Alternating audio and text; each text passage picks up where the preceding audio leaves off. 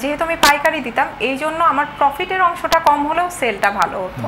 যদি টাকা না থাকে, মা ছেলেকে চিনে না, পিতা সন্তানকে চিনে না, ওয়াইফ তার স্বামীকেও চিনে না, কোনো রিলেটিভকেও চিনে না। আসসালামু আলাইকুম। নিজের বলার মতো একটা গল্পের আজকের আয়োজন থেকে আপনাদেরকে স্বাগত জানাচ্ছি। আমি ইকবাল বাহার। আপনারা জানেন যে আমরা এই নিজের বলার মতো একটা গল্প ফাউন্ডেশন শুরু করেছিলাম 2018 সালের 1 জানুয়ারি।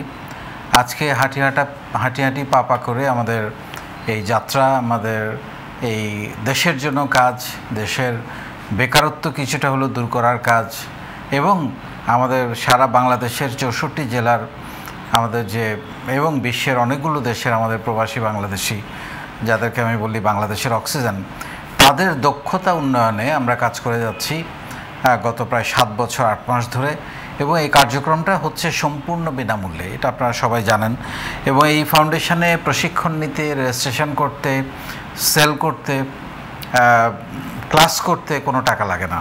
সো এইটা বাংলাদেশে আসলে আর কেউ করে কি না আমার জানা নেই। তবে আমরা যে ধারাবাহিকভাবে কাজটা করে যাচ্ছি, আমরা যে প্রশিক্ষণ দিচ্ছি, এক একটা ব্যাচে 90 দিন করে, আমাদের এখন 31তম ব্যাচ চলছে। এই কার্যক্রমের মধ্য দিয়ে আসলে আমরা যাদেরকে প্রশিক্ষণ দিচ্ছি তাদেরকে জীবনে কোনো পরিবর্তন ঘটছে, সেই ইম্প্যাক্টটা বোঝানোর জন্যই এই আয়োজন ঘুরে দাঁড়ানোর গল্প। ইউটিভি লাইভের মাধ্যমে প্রত্যেক সপ্তাহে আমরা এই গল্পগুলো আপনাদের সাথে শেয়ার করি, এবং এই গল্পগুলো বলার উদ্দেশ্য হচ্ছে তাদেরকে প্রমোট করা, তাদেরকে আরও পরিচিত করে দেওয়া সারা বাংলাদেশের সাথে, সারা বিশ্বের সাথে। যেহেতু এখানে অনেক মানুষ আছে, তারা দেখে সারা বাংলাদেশের প্রত্যেকটা জেলা থেকে, বিশ্বের প্রায় 50টা দেশ থেকে, 492টা উপজেলা থেকে এই অনুষ্ঠানটা দেখে। এটা হচ্ছে একটা। আরেকটা হচ্ছে যে যারা ভবিষ্যতে উদ্যোক্তা হতে চান বা একটা গল্প তৈরি করতে পারবেন, তারা যাতে ইন্সপায়ার্ড হয় যে আমিও এসে একদিন আমার গল্প এখানে শেয়ার করব। তো আমাদের সঙ্গে আজকে দুজন অতিথি এসছেন, তাদের সঙ্গে আমরা আপনাদেরকে পরিচয় করিয়ে দিই এবং আমরা সরাসরি তাদের মুখ থেকেই তাদের গল্পগুলো শুনবো। তার আগে একটু পরিচয় পর্বে আমাদের সঙ্গে আছেন তামান্না হক, নওগাঁর মেয়ে। তামান্না আমাকে যেটা বলেছে, মাত্র 2000 টাকা মূলধন দিয়ে সে তার ব্যবসা শুরু করে। আমরা শুনবো কী কী নিয়ে কাজ করে, এবং এখন মাসে প্রায় 1 লাখ টাকা সেল করে। এবং একই সঙ্গে আমাদের সঙ্গে আছেন নেত্রকোনা থেকে জাকারিয়া বিন ওসমান। তিনিও মাত্র 2500 টাকা দিয়ে তার ব্যবসা শুরু করেছেন এবং এখন প্রায় 8-9 লক্ষ টাকা সেল করেন। সো কিভাবে এটা হলো, সেই গল্পগুলো আমরা শুনবো। চলুন তাদের সাথে কথা বলি। তামান্না এবং ওসমান, আপনাদের দুজনকে স্বাগত ইউটিভি লাইভে। প্রথমে তামান্নাকে দিয়ে শুরু করতে চাই। কেন মনে হলো যে আমি ব্যবসা করব চাকরি বাকরি না করে, এবং এই ফাউন্ডেশনে আপনি একটা দায়িত্ব পালন করছেন, ফাউন্ডেশনে এসে আসলে কতটুকু পরিবর্তন এসছে নিজের জীবনে? আসসালামু আলাইকুম স্যার, অসংখ্য ধন্যবাদ স্যার আজকে আমাকে এখানে আমন্ত্রণ জানানোর জন্য। কেন মনে হলো যে আমি চাকরি না করে বিজনেস করব? স্যার, বিজনেসের শুরুটা আমি ছোটোবেলা থেকে, আমার বাহিরের বন্ধুবান্ধব খুব কম ছিল, পরিবারের সাথে আমার অ্যাটাচমেন্টটা খুব বেশি। তো হঠাৎ আমি এইচএসসিতে যখন পড়ি তখন আমার বাবা মারা যান, মানে যার সাথে আমার আমার বাবার সাথে আমার অন্যরকম একটা বন্ধুত্ব, সব কিছু আমার বাবার সাথে শেয়ার করতে হতো এরকম। তা আমার বাবা যখন মারা গেলেন, হঠাৎ করে আমার মায়ের সাথে একটা দূরত্ব তৈরি হয়। কিন্তু ওই যে বাহিরের বন্ধু বান্ধবের চাইতে আমার মনে হয় বই পড়া আর ফ্যামিলি, তো ওই মুহূর্তে স্যার আমি হয়তো বা অনেকেই বাহিরে সময় দেয়, বাহিরে বন্ধু বান্ধব বাড়াই, তো আমার তখন আস্তে আস্তে আমি আরও গৃহবন্দী হয়ে গেলাম। বাসায় কি করব, ছোটবেলা থেকে আমার বই পড়া আর ক্রাফটিংয়ের একটা শখ ছিল। তখন ওই যে হঠাৎ করে বাবাকে হারিয়ে ফেলা, তারপরে মায়ের সাথে দূরত্ব, আমার মনে হতো সময় কোনোভাবেই কাটে না। আমি সারাদিন ক্রাফটিং করতাম। মায়ের সাথে দূরত্ব স্যার, আমার বাবা যে আর কখনো ফিরবেন না, উনি মারা গেছেন, আমি এটা কোনোভাবেই মানতে পারতাম না। লাস্ট মোমেন্টে ওনার সাথে আমার দেখা হয় নাই, তো উনি ব্যাংকে জব করতেন, ওনার পোস্টিংটা দূরে ছিল। তো আগের দিন রাতেও কথা হয়েছে, পরের দিন সকালে খবরটা আসছে। আমার কাছে ব্যাপারটা নাটকীয় মনে হতো। আমরা ছোটবেলায় নাটক সিনেমা দেখতাম না, যে একটা হচ্ছে এরকম খবর পাইছি, পরে দেখা যায় যে নিউজটা আসলে ফেক। আমার মধ্যে, আমি যদিও তখন অনেক বড়, কিন্তু আমি এইরকম চিন্তা করতাম। আমার মা আমাকে বোঝানোর চেষ্টা করতেন যে বাবা তো আসলেই আসবে না। এই কারণেই মার সাথে আস্তে আস্তে দূরত্বটা তৈরি হয় যে জি স্যার, আসলে তখন আমি বাসা থেকে বের হতাম না। আমার মনে হতো যে বাবা যে কোনো সময় আসবে, যদি আমি বাসায় না থাকি তাহলে তো বাবার সাথে আমার দেখা হবে না।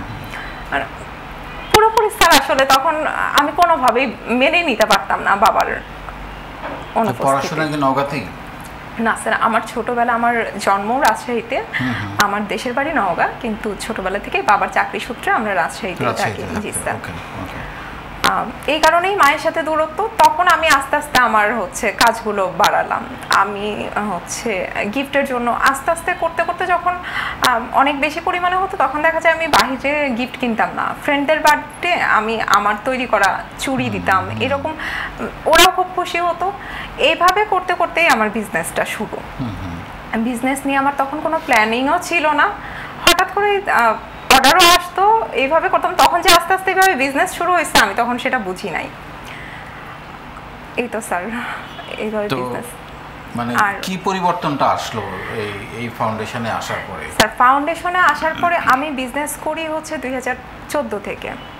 আর ফাউন্ডেশনে আসার পরে যেটা হয়েছে যে আমার আগে আমার একটা ভয় ছিল, ফাউন্ডেশনে এসে আমি সাহস পেয়েছি। আর জীবনে অনেক পরিবর্তন আসছে, সেটা হচ্ছে আমি প্রচণ্ড রাগ ছিল, রাগ জেদ। আমি কথায় কথায় দেখা যায় রেগে যেতাম, রিয়্যাক্ট করতাম। স্যার, আপনার একটা কথা আছে যে রেগে গেলে ওই মুহূর্তে উত্তর না দিয়ে 10 মিনিট চিন্তা করা উচিত, হয়তো বা উত্তরটা চেঞ্জ হয়ে যায়। আর এই কথাটা পড়ার পর থেকে স্যার আমি ফাউন্ডেশনের সাথে যুক্ত। আর তখন থেকে আমি দেখলাম যে আসলেই রেগে গেলে ওই মুহূর্তে উত্তর না দিয়ে 10 মিনিট যদি চিন্তা করা হয়, 10 মিনিট পরে আর ওই উত্তরটা থাকে না, আসলেই উত্তরটা চেঞ্জ হয়ে যায়। স্যার, এরকম আপনার আরও কিছু উক্তি আছে যেটা আমার লাইফটা আসলে অনেকটা চেঞ্জ করে ফেলছে। আমি মানুষ হিসেবে হয়তো বা যেরকম ছিলাম সেখান থেকে অনেকটা পরিবর্তন ফিল করি। আর এই কারণে ফাউন্ডেশনের প্রতি আমাদের একটা অন্যরকম ভালোবাসার জায়গা এটা আমাদের। আপনি কি নিয়ে কাজ করেন, কি কি প্রোডাক্ট? স্যার, আমার প্রোডাক্ট হচ্ছে হাতের কাজের ড্রেস, হ্যান্ড পেইন্টেড ড্রেস আর হ্যান্ডমেড জুয়েলারি। হ্যান্ডমেড জুয়েলারি, জি স্যার। তো এই সেলটা আপনি বলছেন এখন মাসে প্রায় লাখ টাকা আপনি সেল করেন, এটা কিভাবে সম্ভব হলো? মানে এই সেলটা বাড়লো কিভাবে? স্যার, সেলটা প্রথমে শুরু হয়েছিল আমার আত্মীয় স্বজন বন্ধু বান্ধব দিয়ে।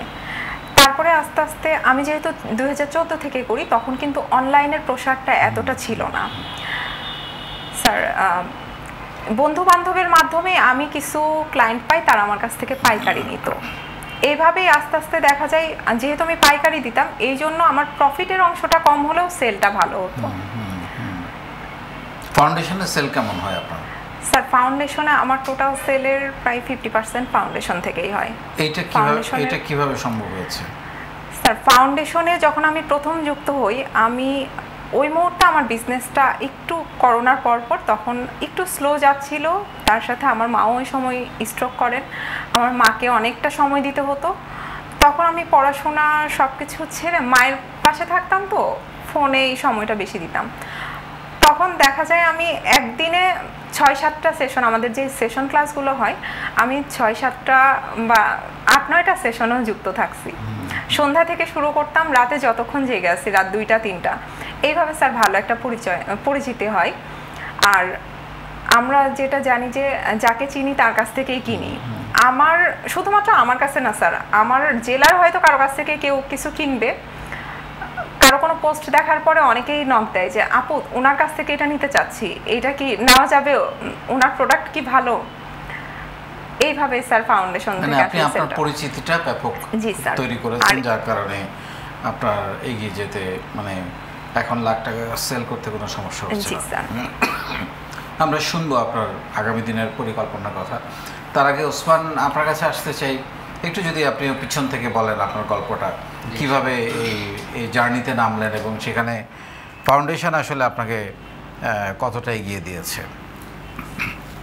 আসসালামু আলাইকুম ওয়া রাহমাতুল্লাহি ওয়া বারাকাতুহু। প্রিয় স্যার, আশানুর বিশ্বাস যে ভালো রয়েছেন, আমি আল্লাহ তাআলার রহমতে ভালো রয়েছি। স্যার, আমার উদ্যোক্তা হওয়ার গল্পটা, আমার লেখাপড়া যখন শেষ হয়, আমি প্রাথমিক লেখাপড়া করি আমাদের ঈশ্বরগঞ্জ উপজেলা ময়মনসিংহ জেলাতে। এখান থেকে 1 বছর লেখাপড়া করার পরে চলে আসি ভৈরব উপজেলাতে। এখানে 2 বছর লেখাপড়া করি। তারপর চলে আসি বেলাব উপজেলা নরসিংদী জেলার জামিয়া মানিয়া রহমতপুর মাদ্রাসাতে। এখান থেকে আমার দাওরা হাদিস শেষ হয়, যা মাস্টার্স ডিগ্রি কমপ্লিট হয়। তারপরে চিন্তা করলাম যে এখন যেহেতু আধুনিক যুগ, কিছু মাসআলা নিয়ে পড়ার প্রয়োজন, না হলে তার হয় না। যুগের সাথে তাল মিলিয়ে বিভিন্ন রকমের মাসআলা আমার শেখার দরকার। এই চিন্তা ভাবনা করে, ফিকির করে আমি 1 বছরের ইফতা পড়ি, যাকে মুফতি বলা হয়। এই সারাটাই ছিল, যেহেতু আমি একটা মধ্যবিত্ত ফ্যামিলি ছেলে, কেন্দ্র উপজেলা নেত্রকোনা জেলার শিবপুর গ্রামে আমার জন্ম। এই হিসাবে আমার লেখাপড়াটা চালাতে হচ্ছে নিজে টিউশন করে। বিভিন্ন কষ্টের মাঝেও আমি টিউশন করে করে আমার লেখাপড়াটা চালিয়ে নিয়েছি। শেষ পরে যখন আমার লেখাপড়া শেষ হয়ে যায়, আমার প্রথম চাকরি হয় কুলিয়ারচর উপজেলা একটি মাদ্রাসা। এটা মাস্টার্স পর্যন্ত মাদ্রাসা। প্রায় 2 থেকে 3 মাস চাকরি করার পরে করোনা মহামারী শুরু হয়ে যায়। এই করোনার মধ্যেও সপ্তাহখানেক চলমান ছিল প্রতিষ্ঠান, শিক্ষা প্রতিষ্ঠান। কিন্তু করোনার হার যখন আস্তে আস্তে বৃদ্ধি পাচ্ছে, তখন অনির্দিষ্টকালের সময়ের জন্য সকল মাদ্রাসা এবং স্কুল, কলেজ, ভার্সিটি বলেন, সব কিছু বন্ধ হয়ে যায়। আমরা হলাম 3 ভাই 2 বোন, সবাই আমাদের মাদ্রাসা শিক্ষায় শিক্ষিত, আলেম ফ্যামিলি আমরা, আলহামদুলিল্লাহ, আপনাদের দোয়া। বাড়িতে চলে যাই। বাড়িতে চলে যাওয়ার পরে প্রায় এভাবে 1 মাস চলে যায়। আমার পিতাও চাকরি করেন, আমার ভাইও চাকরি করেন, আমার ছোটো ভাই এই দিকে মদনপুরের দিকে চাকরি করেন, আমিও জব করতাম গুলিয়ারচরে। কিন্তু হঠাৎ করে এই করোনা নামক মহামারীতে চাকরি চলে যাওয়ার পরে আমরা খুব একটা পেরেশানিতে পড়ে যাই স্যার। যে আমাদের যৌথ ফ্যামিলি, সকলেরই ফ্যামিলি রয়েছে, আলাদা সংসার রয়েছে, বাচ্চা কাচ্চা রয়েছে। এখন আমাদের 3 ভাইয়েরও চাকরি নাই, আমার আব্বুরও চাকরি নাই। যা কিছু ছিল প্রায় 1-1.5 মাস করোনার সময় বসে থাকাকালীন এটা শেষ হয়ে যায়, আমাদের যে অ্যামাউন্টটা ছিল। আর মাদ্রাসাতে আমরা যারা জব করি বা চাকরি করি, আমাদের বেতন স্কেলটা একবারে স্বল্প, যা দিয়ে মান্থলি যে আমি চলার পরে একটা অ্যামাউন্ট আমি সেভ করব, এই পরিস্থিতি আর হয় না। যে দৈনন্দিন কোনো মতে চলা যায় এমন একটা পরিস্থিতি। তো এই পরিস্থিতি যখন বিরাজমান আমাদের ফ্যামিলির মধ্যে, একটার পরে একটা সমস্যার সম্মুখীন হচ্ছি আমরা 3 ভাই। এলেই হঠাৎ করে শুধু প্ল্যান করি রাত্রে শুয়ে আমার আব্বুকে নিয়ে, আমার বড় ভাইকে নিয়ে, ছোটো ভাইকে নিয়ে কী করা যায়। আমরা 4 জন বাড়িতে বসে রয়েছে এই করোনা নামক মহামারীতে। তাহলে আমরা কি করলে আমাদের সংসারটা ভালো চলবে, আমরা একটু ভালোভাবে চলতে পারবো, সমাজের মধ্যে একটু ভালোভাবে চলতে পারবো। এই চিন্তা ভাবনা, বিভিন্ন পরামর্শ করা হয়। আর পরামর্শ একটার পরে একটা আসে, কিন্তু একটা কিছু যে করব, এই অ্যামাউন্ট আমাদের কাছে নাই, কারো কাছে নাই। এরই মধ্যেই এরপরের দিন রাত্রে যখন এভাবে চিন্তা হচ্ছে, আমার এক ছোটো চাচি ছিল, এখন দুনিয়াতে নাই। চাকরি যখন আমি পাইছি, এরপরের 1 মাস পরে নিয়ে ইন্তেকাল করেন করোনার সময়। আল্লাহ তাআলা জান্নাত নসিব করুক আমার চাচিকে। উনি সকালে আইসা আমার আব্বুকে বলতেছে, ভাইজান আপনারা তো বাড়িতে বসে রয়েছেন, তাহলে কি করতে চান? আর কাইন্ডলি ওই সময় আমার ছোটো চাচা বাহরাইনে থাকতো, প্রবাসে থাকতেন, অনেক ভালো মানুষ উনিও। তখন ওই চাচি আব্বার কাছে আইনা 2500 টাকা দিচ্ছে, যে এই টাকা দিয়ে কিছু একটা করেন, দেখেন কিছু করতে পারেন কিনা। এই টাকাটা আব্বু আমার কাছে দিয়েছে। সাথে আমরা 3 ভাই ছিলাম, যে কী করব, প্ল্যানিং করে, পরামর্শ করে, যেহেতু মাদ্রাসা বন্ধ, আর সাধারণত আমরা উলামায়ে কেরাম যারা রয়েছি, মাদ্রাসার সাথে রিলেটেড যারা রয়েছি, সম্পৃক্ত যারা রয়েছি, আমরা সাধারণত একটু পান সুপারিটা বেশি খাই। এই চিন্তা ফিকির করতে করতে আমরা জানি আমার বড় ভাই মুফতি আলামিন সাহেব বলতেছেন, তারপর আমার ছোট ভাই হাফেজ অলিউল্লাহ বলতেছে যে আমরা কিলিপানের দোকান দিই। হ্যাঁ, কিলিপানের দোকান দিই। কিলিপানের দোকান দিলে কোথায় দিব? আমাদের শিবপুর গ্রামের পার্শ্ববর্তী আমাদের বাজার রয়েছে, বাসাটি বাজার, ওই বাজারে আমরা দিই। যদিও ছোটো আকারে হয়, আমরা বাহিরে বসবো কোনো একটা বেঞ্চের মধ্যে, বেঞ্চে রাইখা, তারপরে যদি আল্লাহ তাআলা এমন তৌফিক দেন আস্তে আস্তে আমরা একটা দোকান নিব। কিন্তু মূলধন হলো ওই 2500 টাকা। হ্যাঁ, মূলধন হলো স্যার আমার 2500 টাকা। এই 2500 টাকা নিয়ে বাজারে যাওয়া হলো। কিলিপানের যত আইটেম আছে অল্প অল্প করে আনা হয়েছে, জর্দা, সুপারি, আরও যত আইটেম রয়েছে সবগুলো আনা হয়েছে। আলহামদুলিল্লাহ আপনাদের দোয়ায় স্যার ওই দিনেই 270 টাকা সেল হয়। 270 টাকা আমার প্রথম সেল হয়। এভাবে যখন করোনার সময় সমস্ত উলামায়ে কেরাম বাড়িতে, আরও যখন স্কুলের স্টুডেন্ট যারা রয়েছে, ছাত্রছাত্রী যারা রয়েছে, তারা সকলেই বাড়িতে, একদিন 2 দিন 4 দিন 1 সপ্তাহ যখন পার হয়, একটা এলাকার মধ্যে গুঞ্জন সৃষ্টি হয়ে যায় যে মাওলানা আলী ওসমান সাহেবের ছেলে মুফতি জাকারিয়া বাজারে দোকান দিয়েছে কিলিপানের। এই যে একটা গুঞ্জন সৃষ্টি হয়েছে, প্রথমে অনেকে বিশ্বাস করে নাই যে আমরা এত লেখাপড়া করার পরেও যে একটা কিলিপানের দোকান দিব, মানুষ এটাকে নেগলেক্টলি তুচ্ছ মনে করত। এভাবে স্যার প্রথম দিন 270 টাকা সেল হয়। সেল হওয়ার পরে মানুষ এই খোঁজ খবরে রিলেটিভ যারা রয়েছে, আমার আত্মীয় স্বজন যারা রয়েছে, তারও পর্যন্ত এসে দেখে যাইত যে আমরা 3 ভাই কিলিপানের ব্যবসা করতেছি এত লেখাপড়ার করার পরেও। প্রথম দিন 270 টাকা আমার সেল হয়। সেল হওয়ার পরে আস্তে আস্তে সেল বাড়তে থাকে। এই 3 মাস পরে এই 2500 টাকা স্যার 1 লক্ষ টাকা প্লাসে রূপান্তরিত হয়। 3 মাস যেতে না যেতেই যখন মানুষের মধ্যে এনোভা সেলিং হয়ে যাচ্ছে, আস্তে আস্তে পরিচিতি প্রচার হচ্ছে, তখন 3 মাস পরে এই 2500 টাকা 1 লক্ষ টাকা প্লাস রূপান্তরিত হয়। এবং আইটেম ওই পান সুপারি, এই আইটেম এই পান সুপারি। ওকে। তারপরে এখন চিন্তা করতেছি, এখন তো মোটামুটি আলহামদুলিল্লাহ মূলধন আল্লাহ তাআলা দিয়েছে, চেষ্টা করতেছি এখন কি করা যায়। আমাদের বাজারে মাদ্রাসা রয়েছে, মাদ্রাসার পাশে মাদ্রাসা মার্কেট রয়েছে। করোনার সময় আমরা চিন্তা করলাম যেহেতু একটু আমরা আর্থিক অবস্থা সচ্ছল হয়েছে, তা আমরা একটা দোকান নেই। কি দোকান নেওয়া যায়? 1500 টাকা বাড়ি দিয়ে মান্থলি আমরা একটা দোকান নিলাম, একটা রুমে। এটার মধ্যে কি আইটেম উঠানো যায়? সেল যেটা বেশি হবে, এটা নিত্য প্রয়োজন মানুষের, যা না হলেই নয়, এমন চিন্তা বিক্রি করে মুদির দোকান দেওয়া হলো, যা মানুষের নিত্য প্রয়োজনীয়। চাল, ডাল, চিনি, সাবান, এগুলো নিত্য প্রয়োজনীয় মানুষের দেওয়া হলো। আলহামদুলিল্লাহ স্যার আস্তে আস্তে এভাবে পদোন্নতি হতে হতে আমাদের সেলও বেশি হয়। কোনো সময় সকলে বাড়িতে কম বেশ সেল হয়, কোনো দিন 8000 টাকা বিক্রি হয়, এই মুদির দোকানে 10,000 টাকা বিক্রি হয়। কিন্তু ওই যে পানটা শুরু যে করেছিলাম পানের কিলিপান দিয়ে, এই কিলিপান স্যার এখনও রয়েছে। এখন কি কি প্রোডাক্ট আছে আপনার? এখন মুদির দোকানটার পরে মুদির দোকান আছে, মুদির দোকান রয়েছে আমাদের বাসাটি বাজারে। ইনশাল্লাহ এটা ভাই এবং আব্বু দেখে আমার আস্তে আস্তে মোটামুটি ডেভেলপ হতে হতে চিন্তা করলাম আর কি করা যায়। তারপরে কেন্দ্র উপজেলাতে টিভিজের শোরুম করলাম। টিভিজের শোরুম 1 বছর যখন অতিবাহিত হয়, আমাদের আর একটু পদোন্নতি হয়েছে। তারপরে বোরকার শোরুম করলাম। বোরকার শোরুম করার পরে আমাদের লোক দিয়ে চালানো হয়, বিজনেসটা পরিচালনা করানো হয়।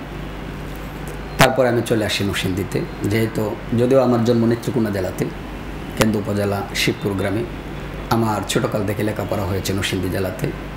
এই হিসাবে আমার ফ্রেন্ড সার্কেল বেশি, আমার পরিচিতিটা বেশি। তাই চিন্তা করতেছি এই জায়গা থেকে যদি আমি উৎপাদন করি বোরকা, 3 পিস শাড়ি, উন্না গজ কাপড়, হিজাব, বেডশিট, এগুলো যদি আমি উৎপাদন করে একটা সুইচিং করতে পারি, তাহলে আমি একটা ভালো একটা পদোন্নতি করতে পারবো। এই হিসাবে নরসিংদী জেলাতে আমার চাকরির পরে আসা, এই 2টা শোরুম দেওয়ার পরে 3 পিস এবং বোরকার কেন্দ্র উপজেলাতে আস্তে আস্তে যত বাবুরহাটের ব্যবসায়ী রয়েছে নরসিংদী, তাদের সাথে পরিচিত হলাম, তাদের সাথে ওঠা বসা করলাম। যা কিছু আমার মধ্যে কমতি ছিল, যে আপনার একটা কথা রয়েছে, আপনি প্রতিদিন ওই সমস্ত লোকদের সাথে চলাফেরা করুন যাদের মতো আপনি হতে চান।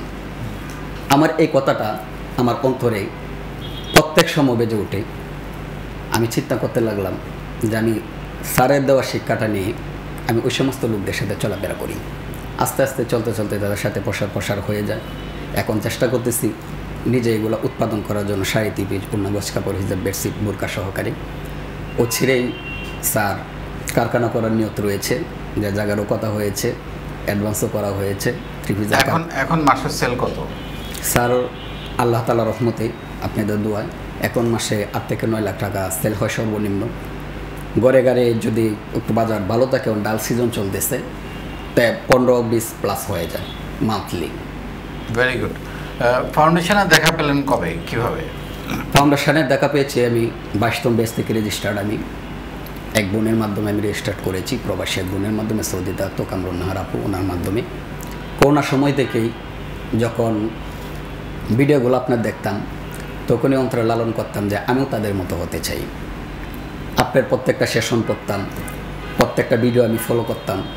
ফলো করার পর থেকেই মনের মধ্যে একটা ইচ্ছা জাগলো যে আমিও এরকম একদিন সফল উদ্যোক্তা হব, আমিও নিজের বলার মতো একটা গল্প জীবনে তৈরি করব। এইভাবেই ফাউন্ডেশনের সাথে আমার 22তম ব্যাচ থেকে সম্পৃক্ত হওয়া। তারপর থেকে ইনশাল্লাহ প্রতিটা সেশন করি, দৈনন্দিন জেলা মেসেঞ্জার গ্রুপে অ্যাক্টিভ থাকি, ক্লাসগুলো করি, শিখছি। আপনার দেওয়া শিক্ষা নিয়ে আলহামদুলিল্লাহ স্যার এগিয়ে যাচ্ছি। আলহামদুলিল্লাহ। আপনার যদি একটু পিছনে ফিরে তাকান, কোনো ভুলের কথা মনে হয় যেটা এখন মনে হয় যে ভুলটা আমার করা উচিত হয় নাই? পিছনের দিকে যদি স্যার কাইন্ডলি আমি তাকাই, তাহলে মনে করি যে লেখাপড়া শেষ হওয়ার পরে আমি কেন ব্যবসা করলাম না, আরো আগে যদি আমি উদ্যোক্তা হতে পারতাম, তাহলে সব দিক দিয়েই আমি একটা সুন্দর একটা জীবন উপভোগ করতে পারতাম। আর একটা কথা রয়েছে, যদিও এটা বলা ঠিক নয়, যদি টাকা না থাকে, মা ছেলেকে চিনে না, পিতা সন্তানকে চিনে না, ওয়াইফ তার স্বামীকেও চিনে না, কোনো রিলেটিভকেও চিনে না। মানুষের পোশাকটা দেখে সম্মান করা হয় না, সম্মান জাসলি তাকে করা হয় তাকে অ্যামাউন্টটা দেখে, তার কতটুকু টাকা রয়েছে, কেমন তার পজিশন, তার লেভেল কীরকম, এটা অনুযায়ী তাকে পদোন্নতি দেওয়া হয়। আসলে মানুষ সে মধ্যবিত্ত, তার টাকা কম, বা সে চারিত্রিক ভালো, সব কিছু গুণাগুণ ভালো, কিন্তু এটা থেকে আমাদের সমাজের মানুষ তাকেও করা হয় না, বিচার করা হয় না।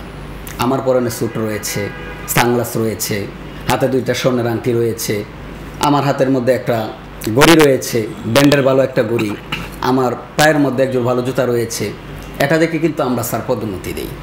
আসলে মানুষকে বিচার করে আমরা পদোন্নতি করি না। সবচেয়ে বড় ভুল এখন আমি যেটা মনে করি, আমার পিছনের দিকে আমি যদি আরও আগে উদ্যোক্তা হতে পারতাম, তাহলে আমি সারা বিশ্বের মধ্যে সাকসেস থাকতাম। আপনাদের দোয়া ইনশাল্লাহ এখন হবে, সময় ফুরিয়ে যায়নি। আগামী দিনে আপনি ভালো করবেন, আমি আসবো আবার আপনার কাছে। তেমন না, তুমি যদি এরকম কোনো কিছু মনে করো যে আমার জীবনে কি কোনো ভুল ছিল, মনে পড়ে কিছু?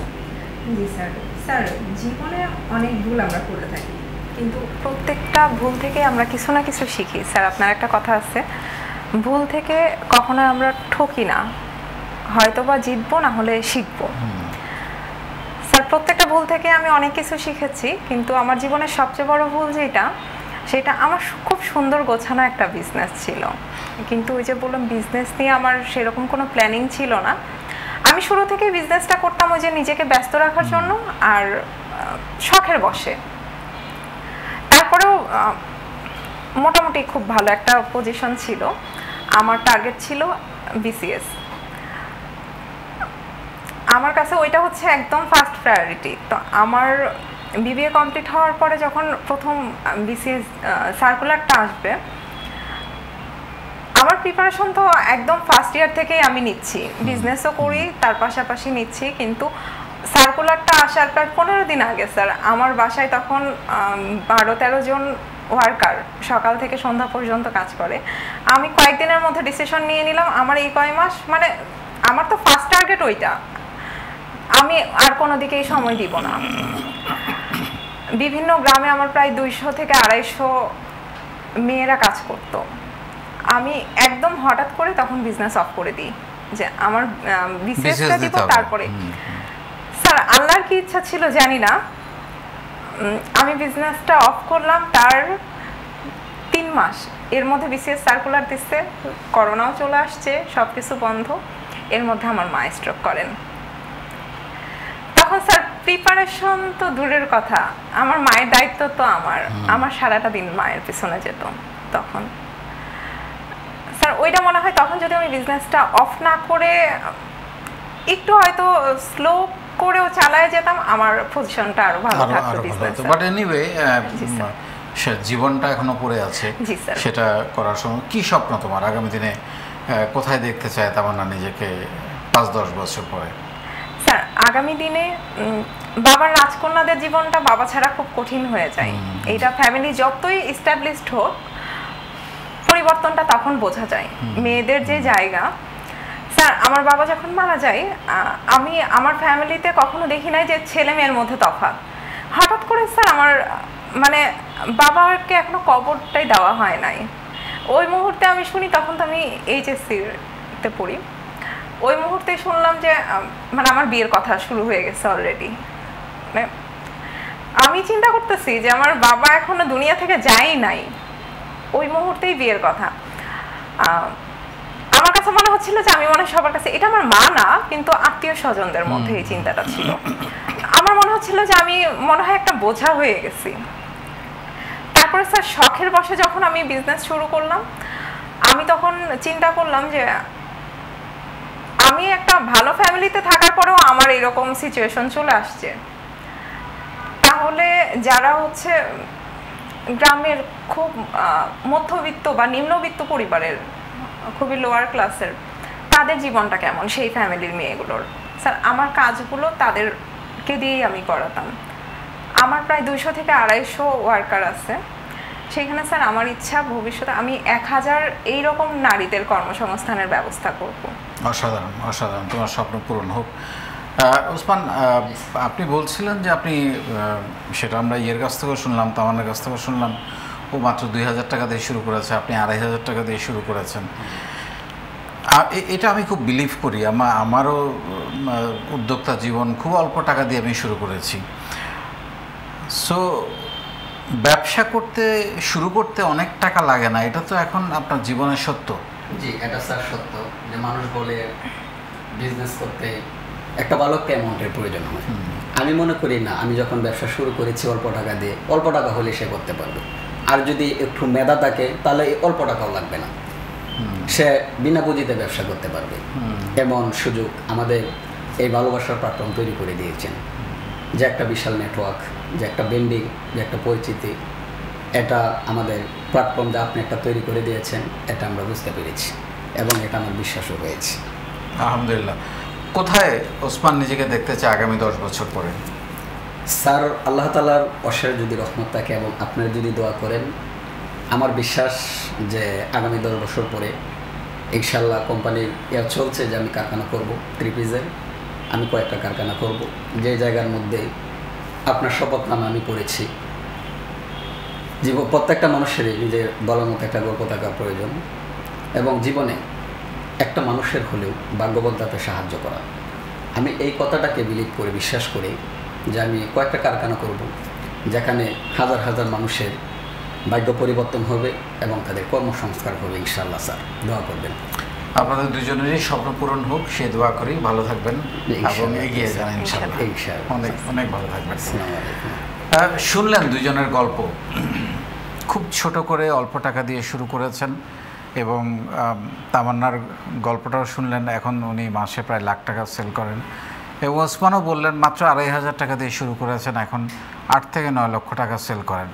আমি যে সবসময় একটা কথা বলি যে ব্যবসা শুরু করতে আসলে অনেক টাকা লাগে না, তারও একটা প্রমাণ কিন্তু আজকে আপনারা পেলেন এবং এটাই আসলে সত্য কথা। এবং আপনারা যত বড় বড় উদ্যোক্তাদের জীবনী পড়বেন, যারা এখন কোটি কোটি টাকা ব্যবসা করছে, অনেক প্রতিষ্ঠান করেছে, তাদের জীবনীও যদি আপনি পড়েন, সেখানেও আপনি দেখবেন তাদের শুরুটা ছিল হয়তো 100 টাকা, মানে তখনকার 100 টাকা, 200 টাকা বা 500 টাকা দিয়ে তারা ব্যবসা শুরু করেছে।